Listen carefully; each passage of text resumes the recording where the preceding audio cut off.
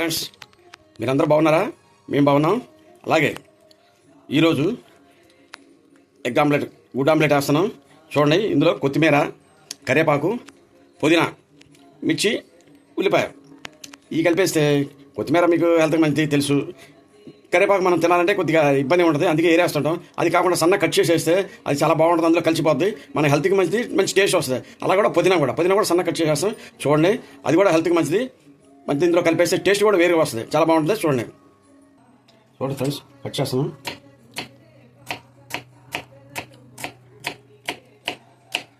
కానీ బాగా వస్తుంది ఇది టేస్ట్. ఇది కొద్దిగా పొడవుగా కాబట్టి సన్న కట్ చేసుకుంటే బాగుంటుంది. సన్న కట్ చేసుకుంటే చాలా దాంట్లో కలిసిపోతుంది దోశ ఆమ్లెట్లో. చూడండి, అలాగే మొత్తం కట్ చేసేస్తాం.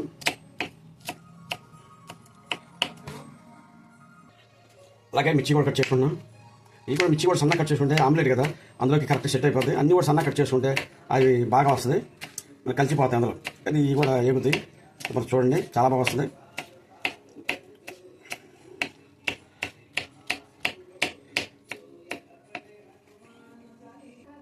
చూడండి, సన్న కట్ చేస్తున్నాం.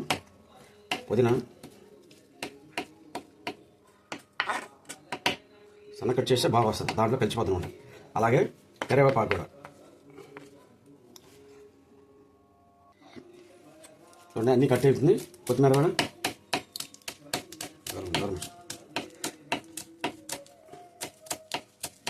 సన్న కట్ చేసుకుంటే దీంట్లోకి బాగా కలిసింది. అది మనకి అందులో ఒకటి కరివేపాకు ఒకటి కొద్దిగా సన్న కట్ చేసుకోవాలి, ఎందుకంటే అది లావుగా వచ్చింది. కొద్దిగా తినలేము, చూడటానికి కూడా కొద్దిగా చూడటానికి, కానీ తినే టైప్లో అది కొద్దిగా తినడానికి కొద్దిగా ఇబ్బంది ఉంటుంది జనాలకి. మొత్తం కట్ చేసేసి చూడండి, సూపర్గా అయిపోయింది. కటింగ్ అయిపోయింది. పచ్చిమిర్చి, కొత్తిమీర, కరివేపాకు, పుదీనా, ఉల్లిపాయలు ఎగ్స్తో కలిపేసి ఇప్పుడు చూస్తాం. చూడండి, దాన్ని కూడా ముందే మనం కలుపుకోవాలి. చూడండి, చూడండి, ఉల్లిపాయలు మొత్తం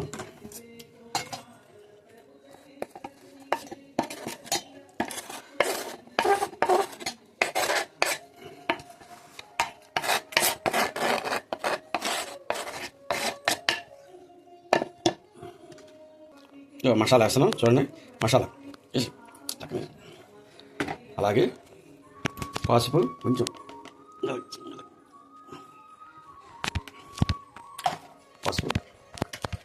కారం, జస్ట్ ఎందుకంటే అందులో మిక్స్ చేసాం కదా, కొంచెం అంతే, ఎక్కువ వేయకూడదు. కారం కలర్ మారిపోతే ఎర్రగా వచ్చేస్తుంది. సాల్ట్ తగినంత,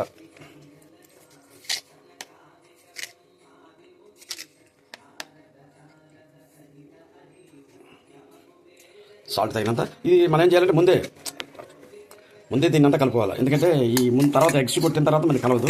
ఇది ముందే బాగా కలిపేసుకోవాలి. అదంతా కలిపిన తర్వాత అప్పుడు మొత్తం కలిపిన తర్వాత అప్పుడు ఎగ్స్ వేసుకుంటే బాగుంటుంది దాంట్లోకి. చూడండి, దానికి ఎగ్స్ వేస్తున్నారు.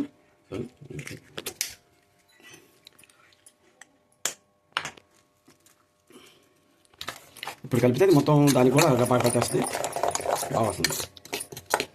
చూడండి, దోశల పెండ కాకుండా ఇది ఆమ్లెట్ సపరేట్ పెన్ను. ఇది పెన్ను ఆ పెన్ను మీద వేస్తే ఆ పెన్ను కొద్దిగా ఇదవుతుంది, అందుకే దీనికి సపరేట్ పెన్ను ఉంటుంది. దీని మీద వేస్తున్నాం, ఆయిల్ వేస్తున్నారు. చూడండి,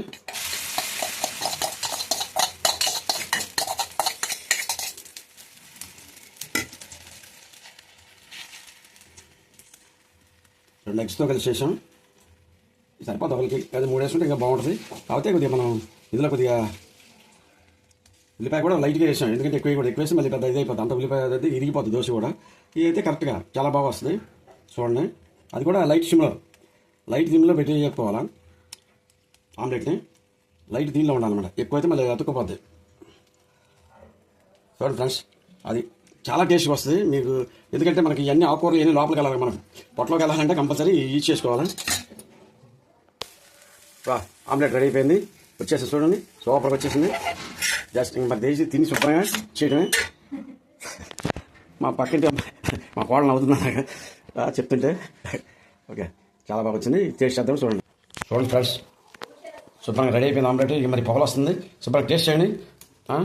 ఎంత బాగా వస్తుంది చూడండి, చాలా బాగుంటుంది. ఇది తింటుంటే మా చాలా సూపర్గా ఉంటుంది. లైక్ చేయండి, షేర్ చేయండి, సబ్స్క్రైబ్ చేయండి, ప్లీజ్ హెల్ప్ చేయండి.